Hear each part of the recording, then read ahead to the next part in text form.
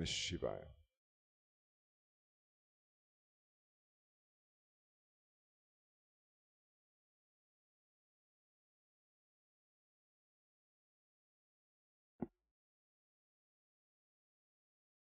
So we'll be studying for a few satsangs a writing by Swami Brahmananda, which is called Develop Cosmic Love.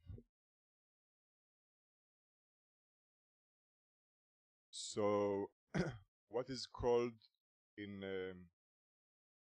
yoga cosmic love, or Vishva Prem. Vishva means cosmic, universal. Prem means love, divine love. So this Vishva Prem is the equivalent of knowledge, which means love in its pure form, the yogis teach, is the nature of God. And therefore, by nature, the more we recognize that divinity of love, we can say, we understand the nature of God.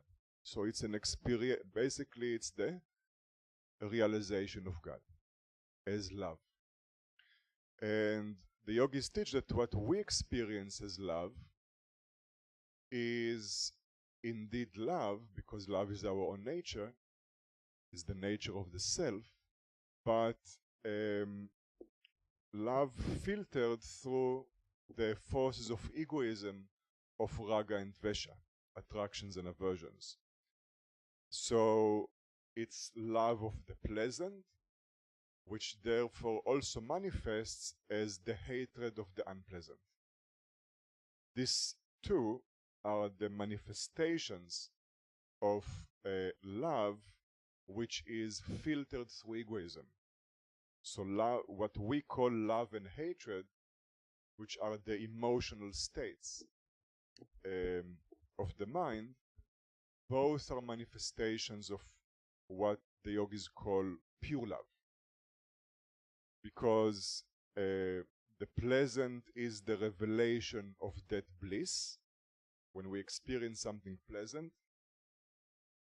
the yogis teach the pleasantness, the happiness, is a revelation of spiritual bliss. It's not, the pleasantness doesn't belong to the object as it seems to be. Actually, it has nothing to do with the object. It reveals our own nature. And hatred is an experience of veiling of that inner happiness. Okay?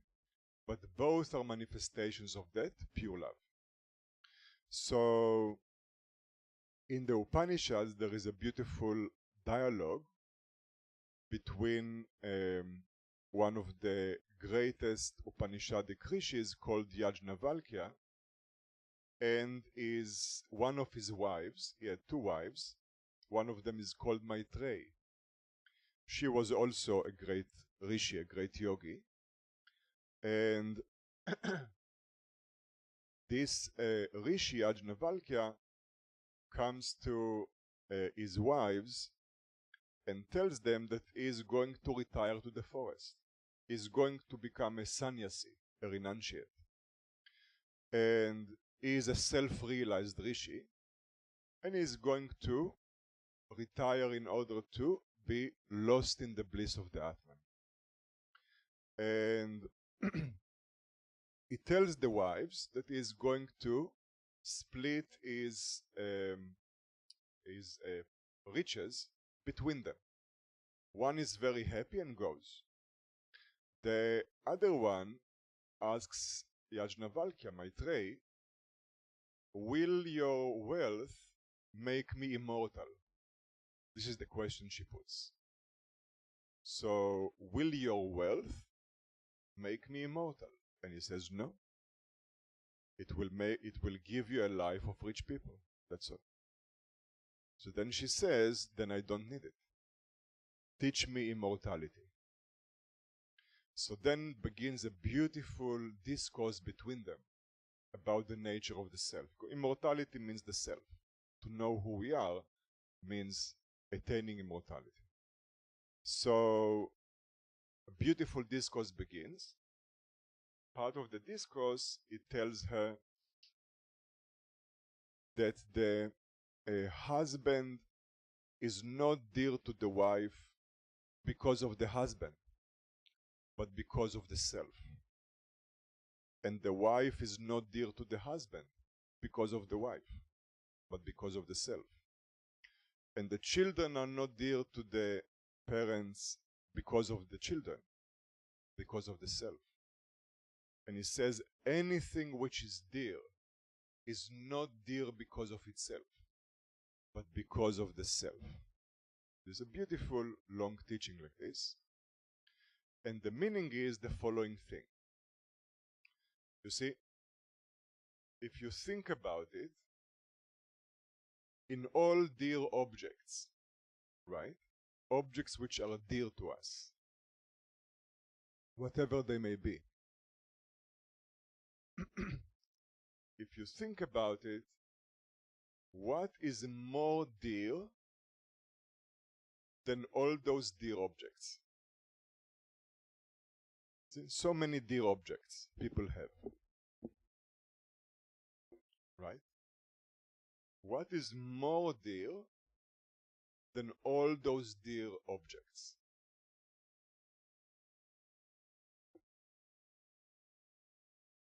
Huh? Huh? Okay, you see, the thing is, what makes all those objects dear to you? What makes them dear is the happiness you experience in their presence, right?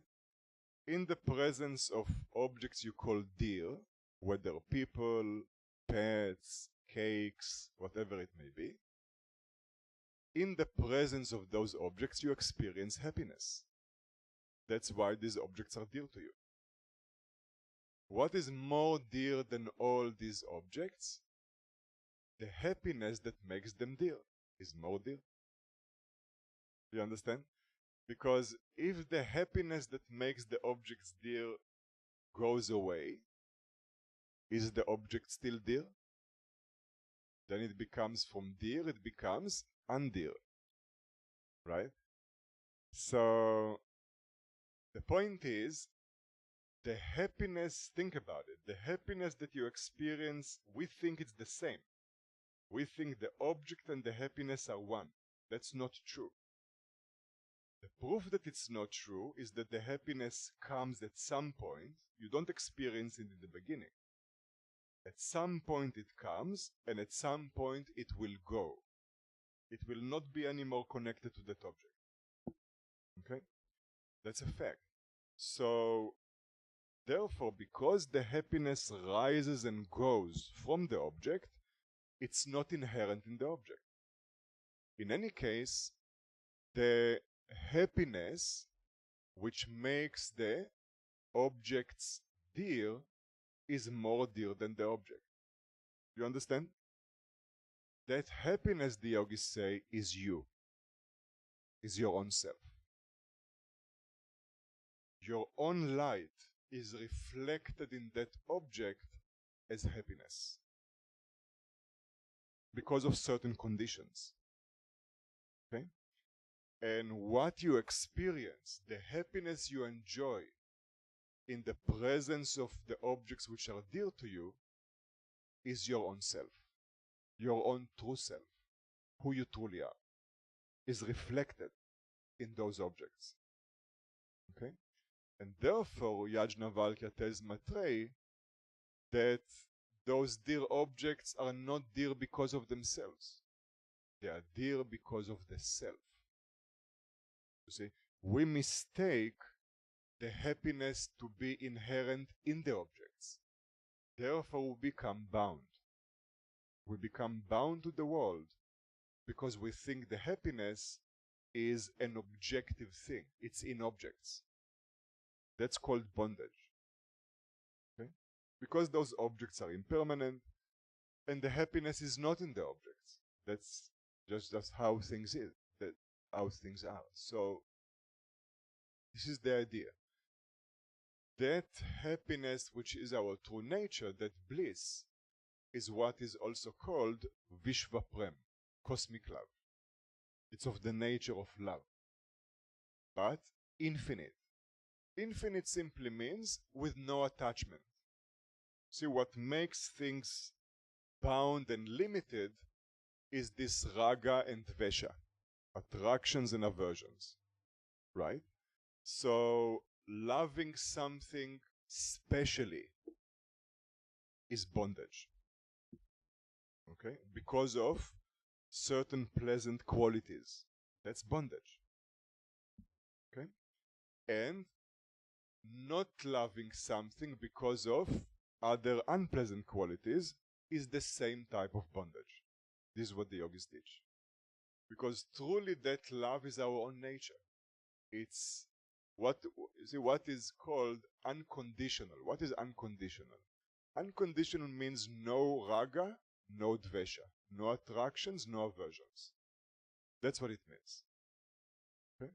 The yogis call this equal vision. Equal vision means the capacity to see the one God or the one self in all. That's equal vision. Okay, so if we love because, then we are bound. Okay? If we don't love because, it's the same bondage. This is the idea. Why? Because then the external objects or situations dictate the state of our mind or our heart. You understand? And if the external world dictates the state of our mind and heart, we are bound.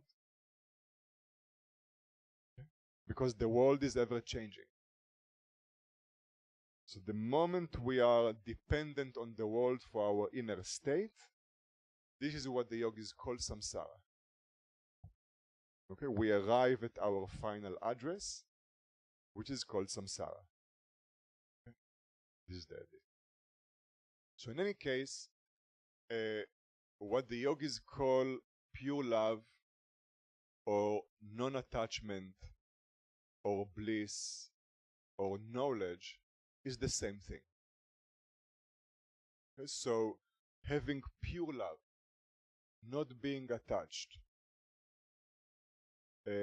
knowing that bliss, these are synonymous terms.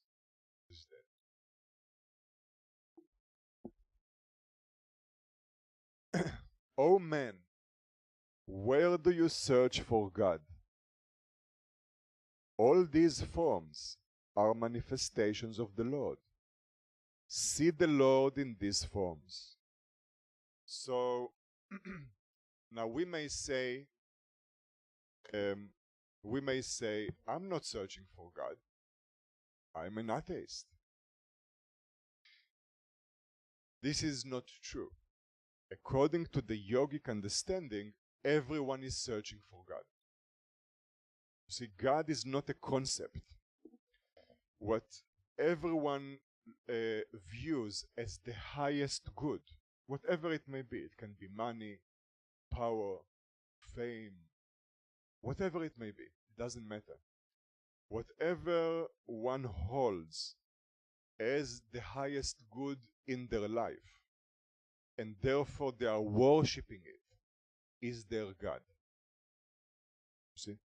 Therefore also Swami Brahmananda says, to have a correct understanding of God is the most important thing in your life. Why? Because consciously or unconsciously, everyone is moving towards what they hold as the highest good. And if it is a highest good which is not the highest good, then in spite of ourselves, that's where we are moving. All the energy of our mind moves in that direction. Possibly in the direction of bondage. You see? Because we have a misconception about what the highest good means. You understand? Right? So, for a teenager, right, the highest good is a rock and roll star. That's their God. You understand? This is what they worship. Literally. It's like this. Everyone worships something. So there is no atheism in the real sense. It's just an understanding of what God really means. So you say God is the nature of reality. And everyone relates to it in some way. Some consciously, some unconsciously. Okay, now the yogis do not call blind belief conscious. It's also an unconscious way of relating to God. Because we don't really know what we are worshipping.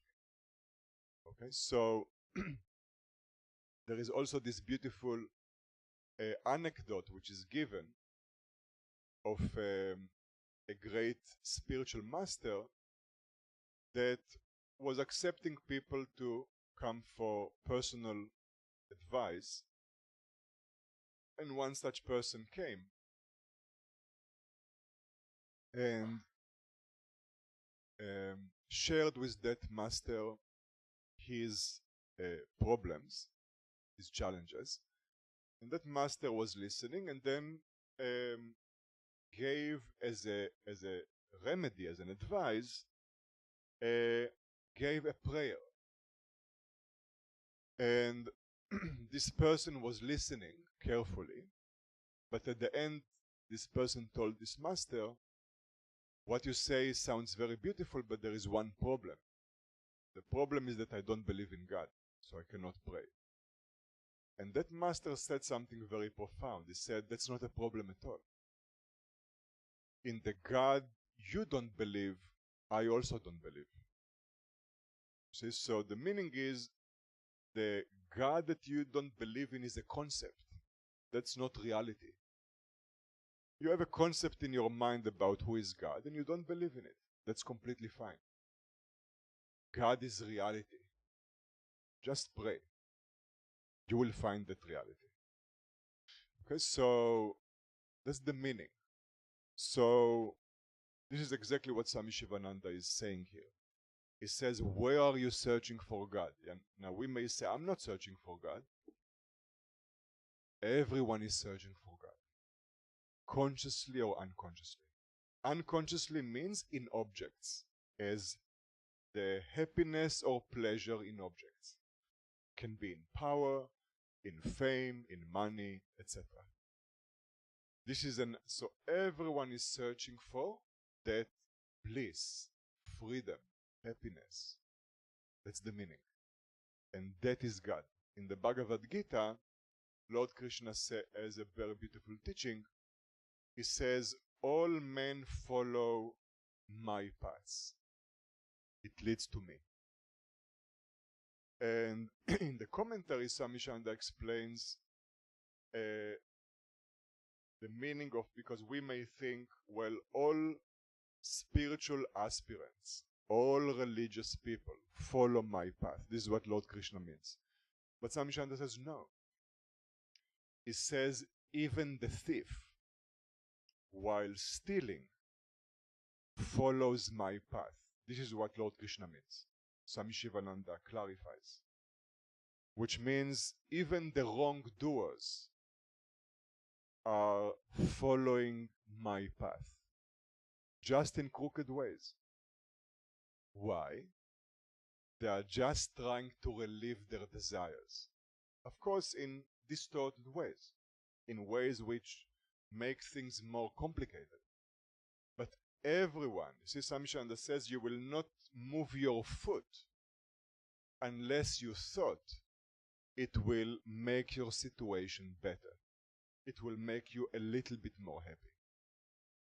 You see? And that happiness, that relief, which everyone is seeking, is God or the self.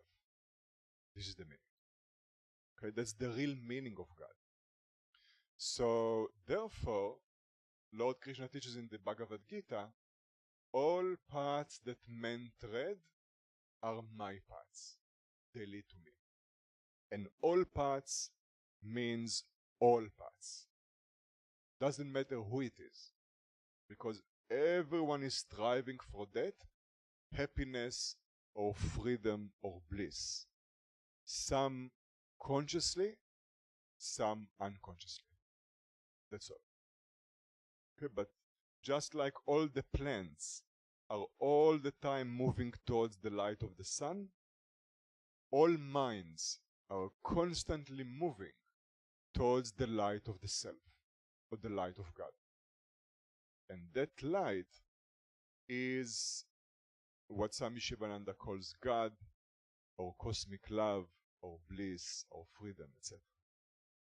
So the only thing is to try to understand the nature of that God or self or reality, so that we are moving towards it more consciously, and therefore relieving ourselves from bondage and suffering.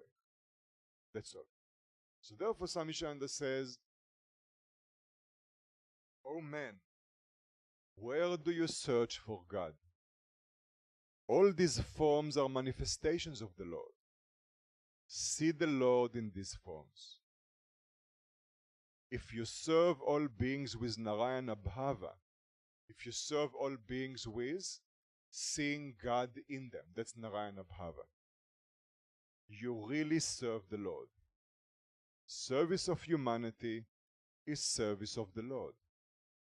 Service of humanity is really worship of God.